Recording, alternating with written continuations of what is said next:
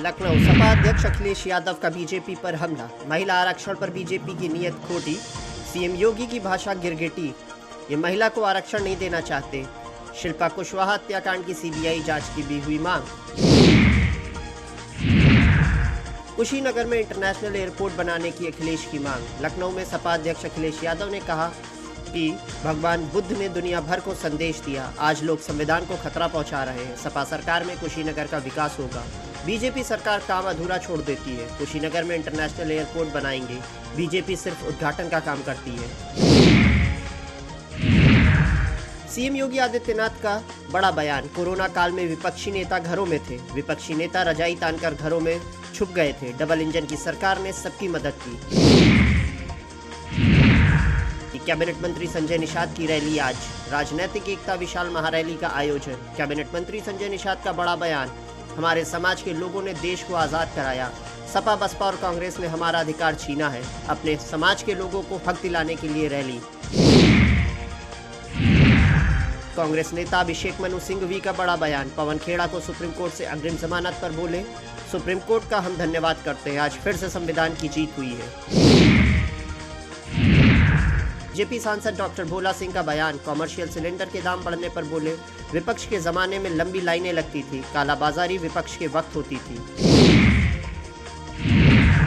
केंद्रीय मंत्री जयंत चौधरी ने विदेशी भाषा संचार कौशल कार्यक्रम के लिए समझौता ज्ञापन साइन करने पर कहा, आज विदेशी भाषाओं के लिए एक विशेष अभियान की शुरुआत हुई है। राजस्थान के गांव में नए व्यापार स्थापित हो रहे हैं या छोटे उद्यमियों को बढ़ावा देने के लिए एक विशेष अभियान है। समाजवादी पार्टी प्रमुख अखिलेश यादव ने कहा, हम किस पर भरोसा करें।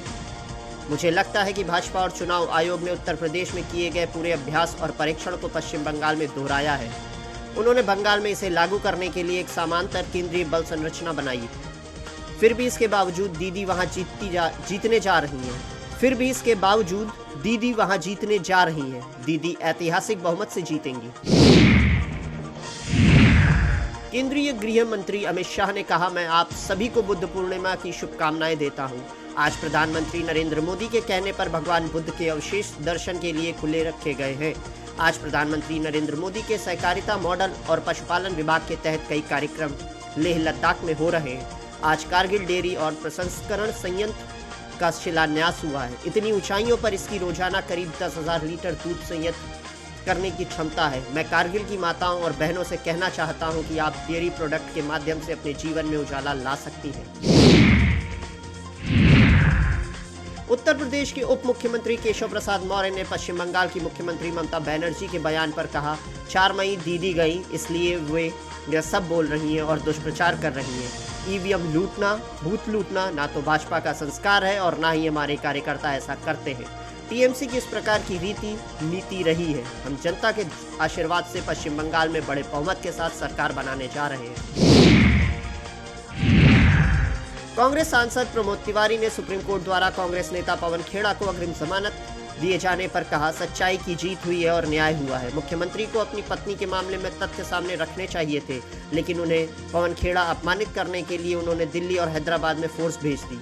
ये अहंकार है। मैं बस इतना कहूंगा कि भाजपा के मुख्यमंत्री को अब असम में मुख्यमंत्री बने रहने का कोई अधिकार नहीं है।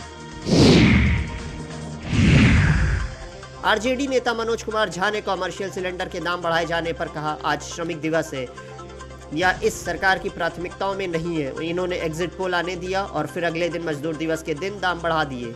या इंतहा हो रही है। श्रमिक को छोड़िए, मध्यम वर्ग की जिंदगी दुश्वार होती जा रही है। कॉमर्शियल सिलेंडर की कीमत बढ़ने का क्या असर होता है, इसे भी सोचकर देखना चाहिए, लेकिन सरकार को इससे कोई फर्क नहीं पड़ता।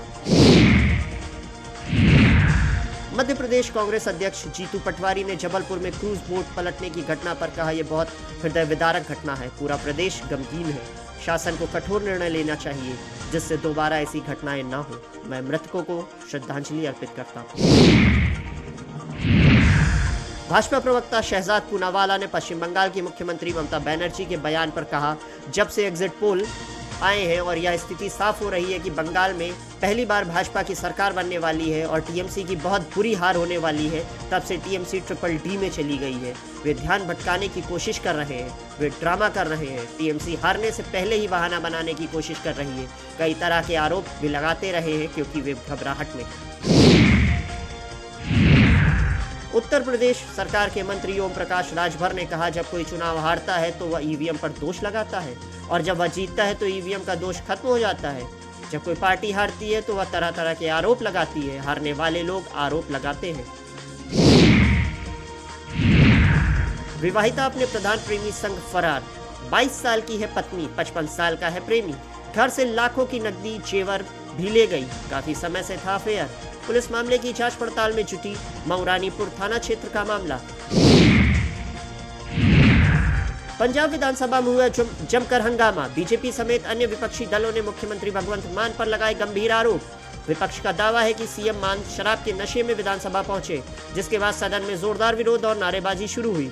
इस मुद्दे पर विपक्ष ने सरकार को घेरते हुए कार्रवाई की मांग की, जबकि आम आदमी पार्टी ने इस आरोपों को सिरे से खारिज कर दिया है। हंगामे के चलते सदन की कार्यवाही प्रभावित रही। मामले को लेकर राजनीतिक माहौल गर्मा गया और आरोप प्रत्यारोप का दौर जारी है। अयोध्या नेता प्रतिपक्ष माता प्रसाद पांडे का बयान। बंगाल में टीएमसी की सरकार बनेगी। सपा महिला आरक्षण के खिलाफ नहीं, 2027 सपा की बहुमत से सरकार बनेगी। 12 लाख रुपए के 54 मोबाइल फोन बरामद। लखनऊ में 12 लाख रुपए के 54 मोबाइल फोन किए गए बरामद। डीसीपी दक्षिणी की साइबर सेल टीम को मिली सफलता। लोगों के चोरी खोए मोबाइल पुलिस ने लौटाए। विभिन्न राज्यों से मोबाइल किया गया बरामद। सपा सांसद जियाउर रहमान बर्क का बड़ा बयान। बर्क ने बीजेपी पर लगाए गंभीर आरोप। 2023 महिला आरक्षण बिल लागू क्यों नहीं, बिल को अमली जामा क्यों नहीं पहनाया गया।